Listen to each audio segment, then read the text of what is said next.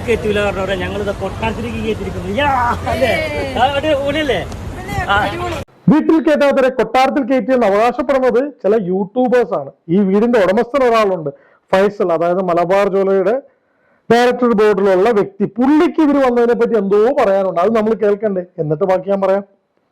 ഏറ്റവും ഒരു സക്സസ് എന്ന് പറയുന്നത് ഒരു ഹൗസ് വാമിംഗ് ആയിക്കോട്ടെ, ഒരു മാരേജ് ആയിക്കോട്ടെ, വരുന്ന ഗസ്റ്റിന് അവർക്ക് ഫുഡ് കൊടുത്ത് ആ ഫുഡ് കൊടുക്കുന്നതിലൂടെ സ്നേഹത്തിലൂടെ വിളമ്പി അത് കഴിച്ചിട്ട് അവരെ മനസ്സ് സന്തോഷിക്കുന്ന ഒരു നിമിഷമുണ്ട്. ആ നിമിഷത്തിലേക്ക് ഇന്ന് എത്തിച്ചേർന്നു എന്നുള്ളത് ഇത്രയും ശരിയാണ്. വരുന്നവരുടെ മനസ്സ് സന്തോഷിക്കുന്ന സമയത്ത് തന്നെയാണ് നല്ലൊരു കമന്റ് അദ്ദേഹത്തിന്റെ ഫേസ്ബുക്കിൽ കുറിച്ചത്. ആ കമന്റ് അതുകൊണ്ട് ഈ കാണുന്നതാണ്. ഇദ്ദേഹത്തിന്റെ ഗൃഹപ്രവേശ ചടങ്ങിലോട്ട് സമൂഹത്തിലെ വിവിധ മേഖലയിലുള്ള, അതായത് സിനിമാ നടന്മാരാണെങ്കിലും രാഷ്ട്രീയ നേതാക്കളാണെങ്കിലും സോഷ്യൽ മീഡിയയിലുള്ള എല്ലാവരെയും വിളിച്ചു വരുത്തി ആ കൂട്ടത്തിൽ 2 പെൺകുട്ടികൾ വന്നു. അവരെ പറ്റി എഴുതിയിരിക്കുന്നതാണ്: പൊതുസമൂഹത്തിൽ സദാചാരം മുഴുവൻ വെല്ലുവിളിച്ചും സ്വന്തം മാതാപിതാക്കളെ ധിക്കരിച്ചും സമൂഹമാർഗത്തിൽ അവരെ താറടിച്ചും പ്രവർത്തിച്ചുകൊണ്ടിരിക്കുന്ന അവരെ സ്വീകരിച്ചതിലൂടെ പുതുതലമുറയ്ക്ക് തെറ്റായ സന്ദേശം നൽകി എന്ന ആരോപണത്തെ മുഖവിലേക്ക് എടുക്കുന്നു. മൂല്യങ്ങൾ സംരക്ഷിക്കുന്നതിൽ ഒരു വിട്ടുവീഴ്ചയും പാടില്ല എന്ന തിരിച്ചറിവ് കൊണ്ട് എന്റെ ആത്മാർത്ഥമായ ഖേദം അറിയിക്കുകയും സമൂഹത്തോട് ക്ഷമ ചോദിക്കുകയും ചെയ്യുന്നു എന്നാണ് ഈ മാന്യ അദ്ദേഹം ഫൈസൽ AK മലബാർ ഗോൾഡിന്റെ മുതലാളി, അല്ലെങ്കിൽ അതിലെ ഒരു ഡയറക്ടർ ബോർഡിലിരിക്കുന്ന പുള്ളിക്ക് പറയാനുള്ളത്. ഇതിൽ നിന്ന് എന്ത് മനസ്സിലായി? അതായത് ഒരുപാട് ആൾക്കാർ വീട്ടിൽ വന്നു പോയി, ക്ഷണിക്കപ്പെട്ട് വന്നവരാണ്, അല്ലാതെ ഇവർ വലിഞ്ഞു കയറി പോകേണ്ട ആവശ്യം ഇവർക്ക് ഇന്നില്ല. അത് പണ്ടും ഇവർ അങ്ങനെ ഒരു സ്ഥലത്തും പോയിട്ടില്ല. പക്ഷെ ഇവർ ഇവരുടെ വീട്ടിൽ വന്നു, പരിപാടിയിൽ പങ്കെടുത്തു. ശരിയാണ്, ചിലപ്പോൾ PR ഏജൻസികളെ ഏൽപ്പിച്ചിട്ടാണല്ലോ ഇപ്പോഴത്തെ പല പ്രാഞ്ചിയേട്ടന്മാരും അവരുടെ മൂല്യങ്ങൾ പിടിച്ചു വരുത്തുന്നത്. കാരണം കഴിഞ്ഞ ദിവസം നമ്മുടെ മൈജിയിലെ AK ഷാജിയുടെ വീട് ഇതുപോലെ നല്ലൊരു പരിപാടിയായിട്ട് പുള്ളി വളരെ മാന്യനായിട്ടാണ് ഇതുവരെ ഞാൻ കണ്ടിട്ടുള്ളതുകൊണ്ട് ഞാൻ കുറ്റം പറഞ്ഞല്ല. അപ്പൊ അത് കണ്ടു കഴിഞ്ഞപ്പോൾ ഈ പ്രാഞ്ചിയേട്ടന്, ഈ ആളെയാണ് ഞാൻ പറയുന്നത്, ഇയാൾക്ക് ഇതുപോലെ ചെയ്യണമെന്നുള്ള കാര്യങ്ങൾ തോന്നി ചെയ്യുന്നുണ്ട്. ഇയാൾ പ്രാഞ്ചിയേട്ടനെ വിളിച്ച് ഒരുപാട് പേര് കളിയാക്കി, ഞാനും ഇപ്പൊ വിളിച്ചു. പക്ഷേ സമൂഹത്തിൽ നല്ലത് ചെയ്യുന്നവരാണ് പ്രാഞ്ചിയേട്ടന്മാരാണെന്ന് പറയുന്നത്. അപ്പൊ നമ്മൾ അതിനെ എന്ത് ചെയ്യും? അംഗീകരിച്ചു കൊടുക്കാനും മനസ്സുള്ള ഒരാളാണ്. ഈ ആള് ഒരു വീഡിയോ ഉണ്ട്, അത് കണ്ടു കഴിഞ്ഞിട്ട് ഞാൻ ബാക്കി കുറച്ചും കൂടി പറയാം. അതിന് ആൻസർ എനിക്ക് പറയാൻ പറ്റില്ല, കാരണം അതിൽ എല്ലാ പവറും ആൾക്കാരി മുന്നോട്ടുള്ള ലൈഫിൽ ഉറപ്പ് കാര്യം ആൾക്കാരി ഇതിൽ കൂടെ ചെയ്യാനും കഴിയണമെന്നാണ് ഞാൻ ഞങ്ങൾ പ്രാർത്ഥിക്കുന്നത്. ഇതുപോലെ തന്നെ വേറെ കാര്യങ്ങളും പല കാര്യങ്ങൾ ചെയ്യാനുള്ള ആഫിയത്ത് ബർക്കത്ത് തരേണ്ടത്. ഇതുപോലുള്ള നിമിഷത്തിലാണ് നമുക്ക് ഏറ്റവും കൂടുതൽ സമാധാനം ഉള്ളത്. നമ്മളൊരു വീടുണ്ടാക്കി അതിൽ കുറെ സെലിബ്രിറ്റീസ് ഒക്കെ വന്നതിനേക്കാളും കൂടുതൽ ഇതാണ് ഏറ്റവും നല്ലതെന്ന് എനിക്ക് തോന്നുന്നത്. കാരണം ചെയ്തതിൽ ഏറ്റവും നല്ലൊരു കാര്യം തോന്നുന്നു. എന്തായാലും ഒരു ദിവസം നമ്മൾ ഇവിടുന്ന് മരിച്ചു പോകും. ഇതായിരിക്കും നമുക്ക് ഒരു അസറ്റായിട്ട് ബാക്കിയുണ്ടാവും. ബാക്കിയുള്ള എല്ലാ ഇതും പോയിപ്പോകും. പക്ഷേ ഈ സാധനമാണ് നല്ലത്. മരിച്ചു കഴിഞ്ഞാണ് നല്ലത് ഈ ഒരു സ്നേഹം. ഫൈസലക്ക, നിങ്ങളിത് കേൾക്കുമെന്ന് എനിക്കറിയില്ല, പക്ഷേ ഈ ഒരു വീഡിയോ ചെയ്യുമ്പോൾ, ഈ ഒരു വീഡിയോ നിങ്ങൾക്ക് വേണ്ടി ഞാൻ വീഡിയോ ചെയ്യാൻ വേണ്ടി നിങ്ങളൊന്ന് സെർച്ച് ചെയ്തപ്പോൾ കണ്ടൊരു വീഡിയോ ആണിത്. ലേറ്റസ്റ്റ് ആണ്.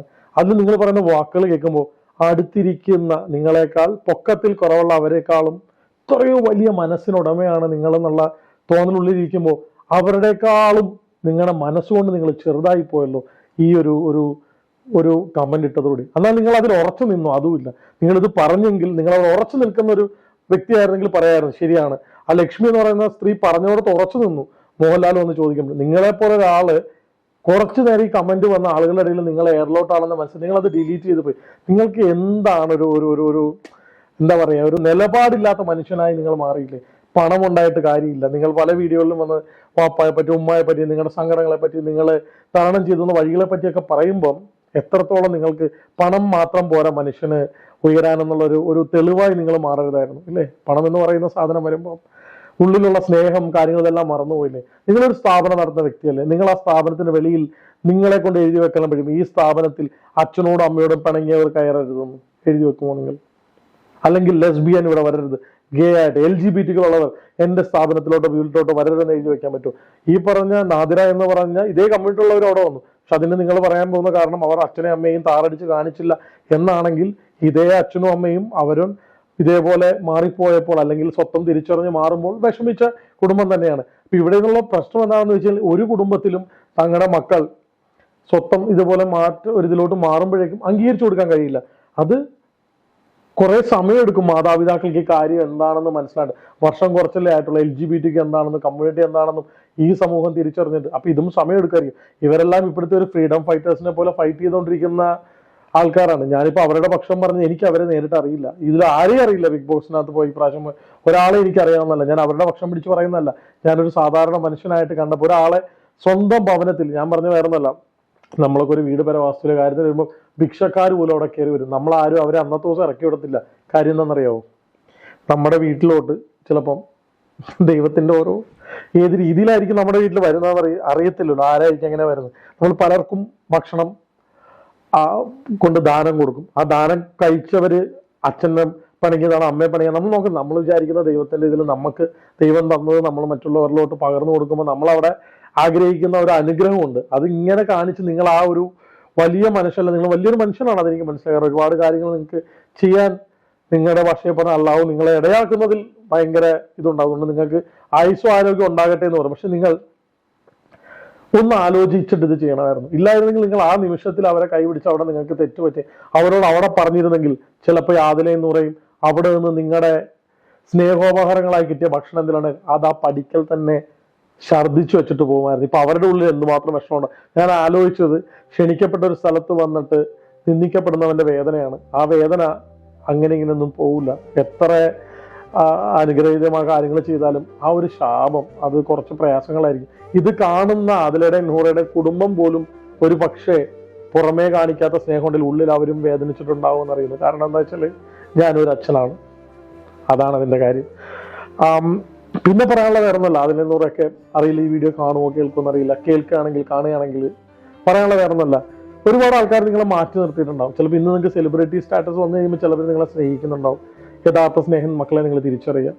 ഇപ്പം എനിക്കിപ്പം എൻ്റെ പ്രായം വെച്ച് നിങ്ങളുടെ ഒരു സഹോദരൻ്റെ അല്ലെങ്കിൽ ഒരു മൂത്ത ജ്യേഷ്ഠൻ്റെ ഒരു അച്ചാച്ചൻ്റെ കോട്ടയം ഭാഷയിൽ പറഞ്ഞ അച്ചായൻ്റെ സ്ഥാനത്ത് പറയുകയാണെങ്കിൽ എന്തെങ്കിലും ഒരു ദിവസം കോട്ടയം വഴി പോവുകയാണെങ്കിൽ ഞാൻ നാട്ടിലുണ്ടെന്നുണ്ടെങ്കിൽ ഞങ്ങളുടെ വീട്ടിൽ വരാം. പഠിക്കലൊന്നുമല്ല ഇരുത്തുക, ഞങ്ങളുടെ ഒപ്പം ഞങ്ങളോടൊപ്പം ഇരിക്കാൻ പറ്റും. ഇതിപ്പോൾ നിങ്ങൾ സെലിബ്രിറ്റി ആയതുകൊണ്ട് നിങ്ങളെ ക്ഷണിക്കുന്നല്ല. ഞാൻ വിഷമം തോന്നി ഒരാളുടെ ഒരു അവസ്ഥ കണ്ടു കഴിഞ്ഞപ്പോൾ തോന്നി. എൻ്റെ വീട്ടിൽ എൻ്റെ ഭാര്യയും ഒരു കൊച്ചു മോളും ഉള്ളൂ. ഞങ്ങളെല്ലാവരെയും മനുഷ്യരായിട്ടാണ് കാണുന്നത്. ഈ പറയത്തക്ക വലിയ പത്രാസുള്ള ഭയങ്കര വലിയ കോടിക്കണക്കിന് ആസ്തിയൊന്നുമില്ല, പക്ഷേ സ്നേഹിക്കാനുള്ളൊരു മനസ്സ് ഉണ്ട്. അത് ആർക്കാണെങ്കിലും, ഇവരോടൊന്നല്ല. ഇതൊരു ആരിലൊക്കെ പോകുമ്പോൾ എൻ്റെ വീട്ടിൽ വന്നിട്ടുണ്ട്. പക്ഷെ വീഡിയോ പിടിച്ച് ഞാൻ ഇട്ടിട്ടില്ല. കാരണം എന്നെ കാണാനൊക്കെ ചിലർ വരുമ്പം സ്നേഹം കാണിക്കും. ഒരു സെലിബ്രിറ്റി സ്റ്റാറ്റസ് അങ്ങനെ ആഗ്രഹിക്കാത്തതുകൊണ്ടായിരിക്കും ഞാൻ അത് ചെയ്ത് ഇത് ചെയ്യുന്നു. പിന്നെ ഇവർ ചെയ്യുന്ന പോലെ കുറച്ച് വയ്യാത്ത ആൾക്കാർക്കൊക്കെ എന്തെങ്കിലും നമ്മളാൽ പറ്റുന്ന സഹായം കൊടുക്കുമ്പം അവരുടെ ഒപ്പം നിന്ന് വീഡിയോയും ക്യാമറ എടുത്ത് പ്രാഞ്ചേട്ടനാവാനും പോയിട്ടില്ല. പക്ഷെ അതായിരിക്കും ചിലപ്പം എൻ്റെ മനസ്സിൽ എനിക്ക് വലിപ്പമായിട്ട് എന്നോട് തോന്നുന്ന ഒരു ബഹുമാനവും അല്ലേ. അപ്പോൾ ഫൈസലിക്ക എവിടെ നിന്നാലും മനസ്സിനൊരല്പം വലിപ്പം ഉണ്ടാകട്ടെ. നിങ്ങൾക്ക് പബ്ലിക്കായിട്ട് ചെയ്യാൻ പറ്റിയില്ലെങ്കിലും അവരെ ഒരിക്കലും ഇങ്ങനെ വിളിച്ചിട്ട് ഒരു ക്ഷമ എന്നല്ല, ഒന്ന് സംസാരിച്ചാൽ മതി നിങ്ങൾ അവരോട്. അവരുടെ മനസ്സത്രയും വേദനിക്കുന്നുണ്ടാവും. കൂടുതലൊന്നും പറയാനില്ല. മനസ്സിലാകുന്ന മലയാളികൾക്ക് മനസ്സിലാവും ഞാൻ എന്താണ് പറഞ്ഞതെന്ന്. നന്ദി, നമസ്കാരം.